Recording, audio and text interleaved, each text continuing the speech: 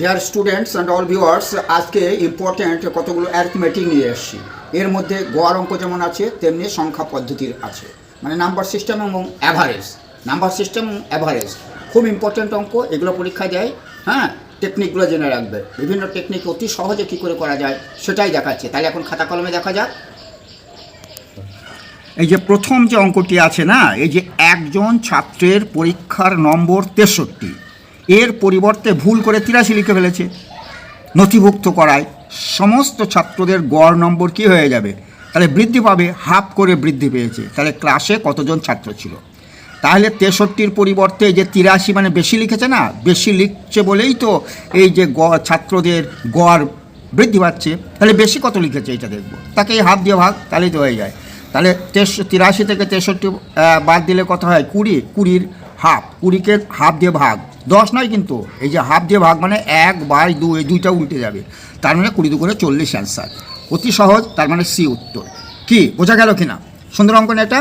Next অঙ্ক কি আছে? 11 এর প্রথম 12টি গুণিতকের গড় কত? গুণিতক মানে 11, 11 দুগুণে 22, 3 11 33, 4 11 44, এগুলোকে গুণিতক বলে। তাহলে 12টি গুণিতকের গড় চেয়েছে, কিন্তু গড়।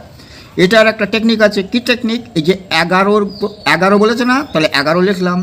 আর যে 12টি গুণিতক বললে 12-র সঙ্গে 1 বেশি করে 2 দিয়ে ভাগ। এই যে 12, এই যে 12টি বলেছে, 12টি, তাহলে 12 যোগ 1/2। তাহলে এখানে কত হয়? 12 আর 1 13/2, তাহলে 11 × 13/2। তার মানে এইটা গুণ করলে কত হবে? এটা হয় 6.5। যে কোনো প্রক্রিয়ায় করে নেবে আর কি। 6.5-কে 11 দিয়ে গুণ করলে এই যে 68.5। এটা কেন হচ্ছে এইরকম বুঝলেও হবে।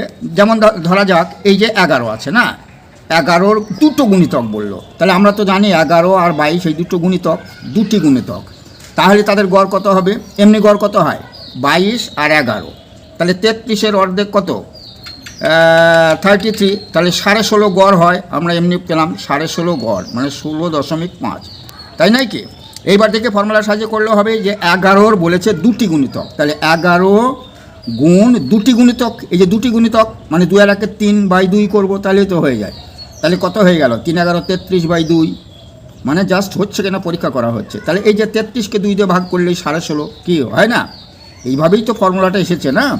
এটা খুব ইম্পর্ট্যান্ট, না জানা থাকলে কিন্তু করা যাবে না। ওই করতে গেলে অনেক সময় লাগবে। নেক্সট হচ্ছে কি, কোনো পরীক্ষায় একজন পরীক্ষার্থী মোট নম্বরের 40% পেয়েছে, আর মোট নম্বর কিন্তু দেওয়া আছে 200। 40% পেয়েছে মানে কি? 200-র 40% কত হয়? 100-র 40, 200-র আর 40, তাহলে 40 40 80। তাহলে 80 পেয়েছে, কিন্তু 20 নম্বরের জন্য ফেল করেছে। তার মানে পাস করতে কত পেলে? 80 যোগ 24, আরও 24 যদি বেশি পেতো, 104 পেত, তাহলে সে পাস করতো। এবার পার্সেন্টেজ চেয়েছে, তাহলে 200-তে 104 পেলে পাস। তাহলে 100-তেই কত? এর অর্ধেক নাই কি? এই যে 52, সংক্ষেপে আমার করা আছে, দেখে নেবে। নেক্সট অঙ্ক কী বলছে? দুটি সংখ্যার যোগফল এত এবং তাদের অন্তরফল এত। তাহলে সংখ্যা দুটির গুণফল কত? এই যে একবার যোগফল একবার অন্তর, এই যদি দেওয়া থাকে তাহলে এই দুটো যোগ করে 2 দিয়ে ভাগ করলে বড়টা বার হবে, আর এই দুটো বিয়োগ করে 2 দিয়ে ভাগ করলে ছোটোটা বার হবে। তাহলে এই দুটো যোগ করব, কত হবে? এই দুটো যোগ করে 2 দিয়ে ভাগ, বড়টা বার হবে। তার মানে কত? এটা 30, 38/2 মানে 19। আবার একবার বিয়োগ করে 2 দিয়ে ভাগ করব, 25, 13 বাদ গেলে 6, 6/2 মানে 6। এবার এই দুটো গুণ করতে হবে। সংখ্যা দুটো বড় সংখ্যাটি চাইলে 19 হতো, ছোটোটি চাইলে 6 হতো। তাহলে গুণ করলে 6 9 54, ওই যে 54 5 আর 5 11, এই যে উত্তর। কি সুন্দর লাগছে না অঙ্কগুলো? তারপর দেখা যাক দুটি সংখ্যার, দুটি ক্রমিক সংখ্যার মানে পরপর, মানে 11 হলে 12, 10 হলে 11, এরকম দুটি ক্রমিক সংখ্যার তাদের বর্গের অন্তর। এই যে দুটি ক্রমিক সংখ্যার বর্গের অন্তর যদি দেওয়া থাকে, তাহলে বড় সংখ্যাটি হবে 1 দিয়ে যোগ করে তার অর্ধেক, আর ছোট সংখ্যাটি হবে 1 বিয়োগ করে তার অর্ধেক। তাহলে 199-এর 1 যোগ করে তার অর্ধেক করলে 100, বড়টি চেয়েছে, বাস। তাহলে 1 যোগ করে অর্ধেক, 199 1 যোগ করলে 200, 200-র অর্ধেক 100। কি মুখোমুখি হয় না? আর ছোট সংখ্যাটি কত যদি চাইতো, তাহলে কী হতো? এর থেকে এমনি বেড়ে যায়, এটা বেরিয়ে গেলে কত থাকে? 100 বাদ গেলে কী হয়? এটার 1 বিয়োগ করতাম, তাহলে 198-কে 2 দিয়ে ভাগ করতাম, তাই না? আবার বড় ছোট সংখ্যা দুটির সমষ্টি কত চাইতে পারতো, তাহলে যোগ করে দিতাম। আবার বড় ছোট সংখ্যার পার্থক্য কত, যাই চাক না কেন। এই ধরনের অঙ্ক থাকলে 1 যোগ করে অর্ধেক হলে বড়টি, আর 1 বিয়োগ করে 2 দিয়ে ভাগ করলে কী হবে?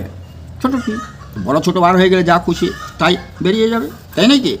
নেক্সট একটা ভালো অঙ্ক, সুষম ষড়ভুজের প্রতিটি অন্তঃকোণের মান কত? এই যে সুষম ষড়ভুজ, তার মানে কি এই যে বাহুগুলো সব সমান, একে বলা হয় সুষম।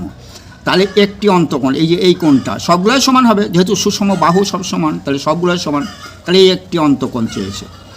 আচ্ছা, একটি সরাসরি অন্তকোণের তো ফর্মুলায় আমি করেছি, তাছাড়া একটা নিয়ম শেখাচ্ছি, এই যে একটা বহিকোণ বার করে নেবে, এই যে বহিকোণ না, তাহলে ছটা বাহু আছে, তাহলে একটা বহিকোণ কত হবে, এই 360 ফিক্স, তাকে 6 দিয়ে ভাগ, মানে 60 ডিগ্রি।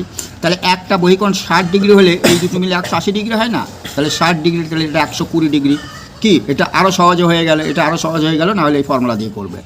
নেক্সট অঙ্ক যেটা ইম্পর্টেন্ট, অনেক পরীক্ষায় দিয়েছে, 1 4 1 3 4 6 0, এই যে অঙ্কগুলি ব্যবহার করে, এগুলোকে অঙ্ক বলে, কিন্তু এগুলা অঙ্ক বলে, আবার একটা হলে সংখ্যা বলে, ব্যবহার করে একবার করে লিখতে হবে 5 অঙ্কের ক্ষুদ্রতম বিজোড় সংখ্যা। এই যে বিজোড় কথাটা বলেছে, আর 5 অঙ্কের তো হবেই, তাই না, সবগুলো দিয়েই। তাহলে প্রথমে শূন্য কিন্তু দেওয়া হবে না, প্রথমেই আউট। প্রথমে শূন্য দিলে শূন্যর কোনো ভ্যালু আসে না, শূন্যকে ভ্যালুয়েশন আনতে হবে। তাহলে এখানে বলেছে বিজোড় সংখ্যা, মানে শেষে বিজোড় সংখ্যা থাকবে। তাহলে শেষে বিজোড় সংখ্যা এই যে বড়টি থাকবে, আর আগে থাকবে ছোটটি, কি তাই না? আর এটা যদি এখানে দিই তাহলে বেশি হয়ে যাচ্ছে, কিন্তু এখানে বলছে ক্ষুদ্রতম, তাহলে 1 দিলাম এখানে, 3 দিলাম এখানে, আর এই শূন্যকে একটার পরে শূন্য বসাতে হবে। এইবার 6 আর 4 আছে, এই যে 4 6 দেবো, 6 4 দিলে কিন্তু বড় হয়ে যাবে, 4 6 মানে ক্ষুদ্রতম বলেছে, তাহলে এইটাই উত্তর হবে, তাই নয় কি? একটু পেঁচানো, অথচ সহজ, বোঝা গেল কিনা? নেক্সট অঙ্ক সলভ। এই যে একটা ভালো নিয়ম আছে এই অঙ্কটা, যে কোনো সংখ্যা থেকে শুরু করে তার অর্ধেক অর্ধেক অর্ধেক অর্ধেক অর্ধেক ইনফিনিটি, মানে অসংখ্য পর্যন্ত কত হবে।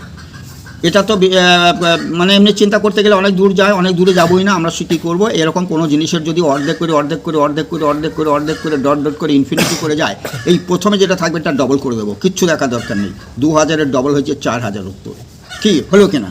ঠিক এটা যদি আবার এরকম থাকে, আমি 2-3টে উদাহরণ দেখেছি। এই যে 64, তার অর্ধেক 32, 32 অর্ধেক 16, 16 অর্ধেক 8, 8 অর্ধেক 4, ইনফিনিটি পর্যন্ত চলে যাচ্ছে। অত আমার দেখা নেই, ইনফিনিটি পর্যন্ত আছে কিনা দেখবো।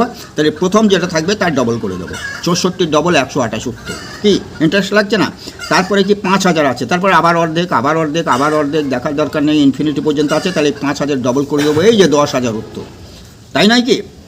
এ ধরনের অঙ্ক কোথাও পাবে না, জেনে রাখবে। হঠাৎ করে একটা দিলে সে না যদি পারে, হ্যাঁ, তাহলে তার এতে চলে যাবে আর কি, নেগেটিভের দিকে চলে যাবে।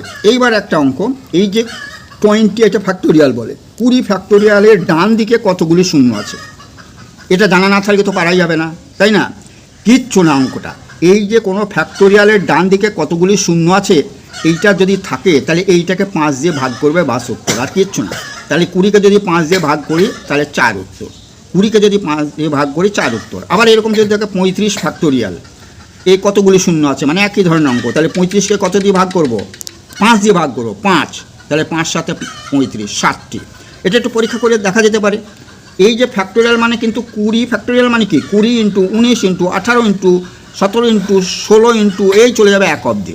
আজ একটা পরীক্ষা করেই দেখা যাক, দিল হয়তো 5 ফ্যাক্টোরিয়াল, ছোট্ট করে একটা পরীক্ষা করে দেখি, 5 ফ্যাক্টোরিয়ালের ডান দিকে কত শূন্য হবে। তার মানে কি, এটা 5 গুণ 4 গুণ 3 গুণ 2 গুণ 1 লিখলেও হয়, না লিখলেও হয়। তাহলে কত হলো, 4 5 20, 6 20, 120। তাহলে ডান দিকে কটা শূন্য হলো, একটা শূন্য হলো না। তাহলে 5কে কত দিয়ে ভাগ করবো, এসব না করে যেটা ফ্যাক্টোরিয়াল দেওয়া থাকবে ওইটা 5 দিয়ে ভাগ করলাম। তাহলে 5 দিয়ে ভাগ করলে 5-একে 5, তাহলে এই যে একটা শূন্য, হয় কি না? তাহলে এগুলো যে কোনোই থাক না কেন, এই যে ফ্যাক্টোরিয়াল অঙ্ক থাকলে যেটা দেওয়া থাকবে সেইটা 5 দিয়ে ভাগ করব, তাহলেই হয়ে যাবে। এবার অবশিষ্ট থাকলে সেটা নেব না কিন্তু, হ্যাঁ, 5 দিয়ে ভাগ করলে কোনো অবশিষ্ট থাকলে নেব না, মিলিয়ে গেলে সেইটাই উত্তর হবে। তাহলে এটার উত্তর হলো 7, এটার উত্তর হলো 5। এই যে অঙ্ক কটা করলাম, কয়েকটা অঙ্ক, কেমন লাগলো? যদি ভালো লাগে তাহলে আমার চ্যানেলটি সাবস্ক্রাইব করে রাখবে। Thank you all.